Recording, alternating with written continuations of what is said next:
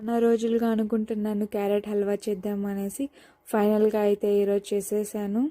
First time చేస్తున్నా, కానీ taste అయితే సూపర్గా వచ్చింది. తింటూ ఉంటే తినాలి తినాలి అనిపిస్తుంది, అంత బాగా వచ్చింది. నా చిట్టి తల్లి కూడా తినింది ఈరోజు ఫస్ట్ టైం. అలాగే క్యారెట్ వాష్ చేసి పీల్ చేసుకొని తురుముకుందాం. తురిమిన తర్వాత పెనం పెట్టి 2 టేబుల్ స్పూన్ గీ వేసుకొని క్యారెట్ని కూడా బాగా ఫ్రై చేసుకోవాలి.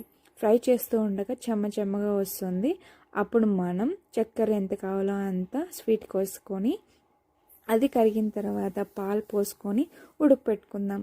మనం ఉడికే లోపల జీడిపప్పు అలాగే బాదం ఎండు ద్రాక్షని కట్ చేసుకుందాం. కట్ చేసుకున్న తర్వాత పెనం పెట్టి 2 టేబుల్ స్పూన్ గీ వేసుకొని కట్ చేసుకున్నవి కూడా ఫ్రై చేసుకుందాం.